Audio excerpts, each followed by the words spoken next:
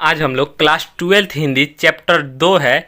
उसने कहा था इसका जो है ऑल ऑब्जेक्टिव क्वेश्चन जो है हम लोग देखने वाले हैं। तो चलिए देखते हैं।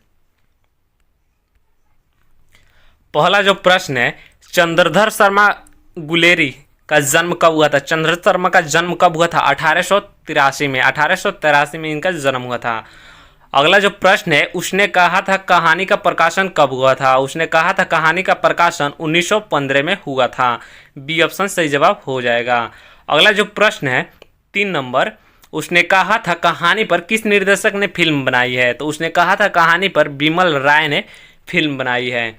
अगला प्रश्न है, उसने कहा था कहानी का आरंभ किस शहर में हुआ था? तो उसने कहा था कहानी का आरंभ जो है अमृतसर में हुआ था। कहाँ हुआ था? अमृतसर में हुआ था। अगला प्रश्न है, उसने कहा था कहानी में लड़के की उम्र कितनी थी? तो उसने कहा था कहानी में लड़के की उम्र जो है 12 वर्ष थी। और लड़की की उम्र कितनी वर्ष थी? तो लड़की की उम्र जो है 8 वर्ष थी। उसने कहा था कहानी में लड़की की उम्र कितनी थी? 8 वर्ष थी। अगला प्रश्न देखिए, उसने कहा था कहानी का दूसरा भाग कितने वर्षों के अंतराल के बाद आरंभ हुआ? उसने कहा था कहानी का दूसरा जो भाग है वह कितने वर्षों के अंतराल के बाद आरंभ हुआ? तो 25 वर्षों के अंतराल के बाद आरंभ हुआ। कितने वर्ष? 25 वर्ष। अगला प्रश्न है 8 नंबर, उसने कहा था कहानी में किस महायुद्ध का वर्णन हुआ है? तो उसने कहा था कहानी में फर्स्ट वर्ल्ड मतलब प्रथम विश्व युद्ध। ठीक है,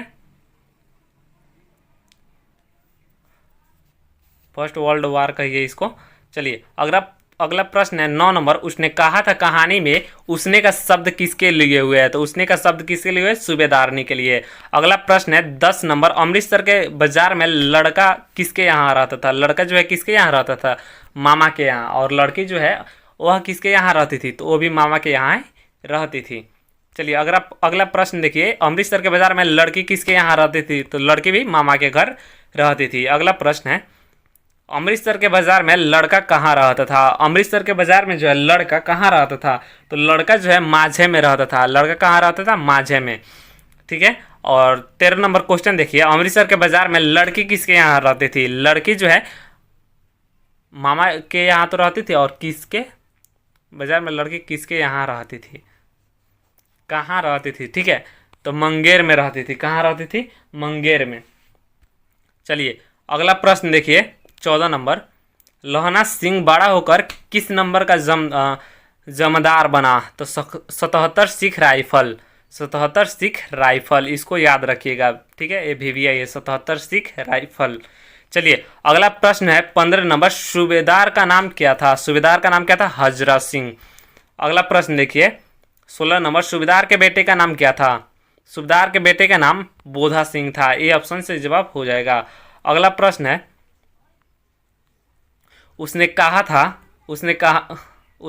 था कहानी कितने खंडों में प्रकाशित है? तो उसने कहा था कहानी जो है 5 खंडों में प्रकाशित है। बी ऑप्शन से जवाब हो जाएगा।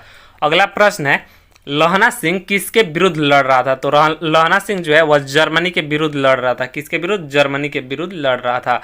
अगला प्रश्न है, लोहना सिंह कितने दिनों की छुट्टी पर घर आया था? तो लोहना सिंह जो है 1 सप्ताह यानी 7 दिनों की छुट्टी पर जो है वह घर आया था। अगला प्रश्न है, कीरत सिंह लोहना सिंह का कौन था? तो कीरत सिंह जो है लोहना सिंह का भतीजा था। कीरत सिंह लोहना सिंह का कौन था? भतीजा था। अगला प्रश्न है, युद्ध में कितने जर्मन घायल हुए थे? युद्ध में जो है 63 जर्मन घायल हुए थे। युद्ध में कितने जर्मन घायल हुए थे? 63 जर्मन घायल हुए थे। युद्ध में कितने सिख मारे गए? युद्ध में जो है कितने सिख मारे गए थे? युद्ध में 15 सिख मारे गए। अगला प्रश्न है, निमोनिया से मरने वाले को क्या नहीं मिलती है? तो निमोनिया से मरने वाले को मुरब्बे नहीं मिलती है, लेकिन ये झूठ बात है। ठीक है, यह सिर्फ कहानी में बताया गया, इसलिए इसको याद रखना पड़ेगा कि निमोनिया से मरने वाले को क्या नहीं मिलती? तो मुरब्बे नहीं मिलती। चलिए अगला प्रश्न है 24 नंबर, लोहना सिंह के लड़ाई स्थल से कितने दूर खाई वाले सैनिक थे? कितने दूरी पर जो है दूसरे खाई वाले सैनिक थे? लोहना सिंह के लड़ाई स्थल से कितने दूरी पर दूसरे खाई वाले सैनिक थे? तो कितने दूरी पर थे? तो 3 मील दूरी पर थे। कितने मील? 3 मील। चलिए अगला प्रश्न है, सूबेदारनी के कितने बेटे थे? तो सूबेदारनी के जो है 5 बेटे थे। कुल कितने बेटे थे? 5 बेटे थे, ठीक है। और उसमें से जीवित कितने थे? तो एक जीवित था, ठीक है। तो यहाँ पे पूछा जाए सूबेदारनी के कितने बेटे थे, तो सूबेदारनी के 5 बेटे थे। कितने बेटे थे? 5 बेटे थे। चलिए अगला अगला प्रश्न है, सूबेदारनी के कितने बेटे जीवित थे, तो सूबेदारनी के एक बेटा जो है जीवित था। चलिए अगला प्रश्न है, सूबेदारनी का बेटा कितने दिनों से फौज में नौकरी कर रहा था, तो सूबेदारनी का बेटा जो है 1 वर्षों से जो है फौज में नौकरी कर रहा था। अगला प्रश्न है, कितने जर्मन खाई में लड़ने आए थे? कितने जर्मन खाई में लड़ने आए थे? तो ऑप्शन तो नहीं मैच कर रहा है। जर्मन जो है खाई में लड़ने आए थे वो कुल जो है 70 जर्मन थे। कितने थे? 70। ऑप्शन इसमें नहीं है तो इस ऑप्शन को छोड़िए, आप 70 याद रखिए, ठीक है। कितने जर्मन आए थे? 70 जर्मन आए थे। चलिए अगला प्रश्न है, जर्मनों के खाई में घुसने के समय वहां कितने सिख थे? तो जर्मनों के खाई में घुसने के समय वहां पर कितने सिख थे? तो वहां पर जो है आपका बी ऑप्शन सही जवाब हो जाएगा, 8 सिख थे। कितने सिख थे? 8 सिख थे। चलिए अगला प्रश्न है 30 नंबर, लड़ाई के कितने देर बाद सहायता टीम आई? लड़ाई के कितने देर बाद सहायता टीम आई? तो 1.5 घंटे बाद। कितने देर बाद? 1.5 घंटे।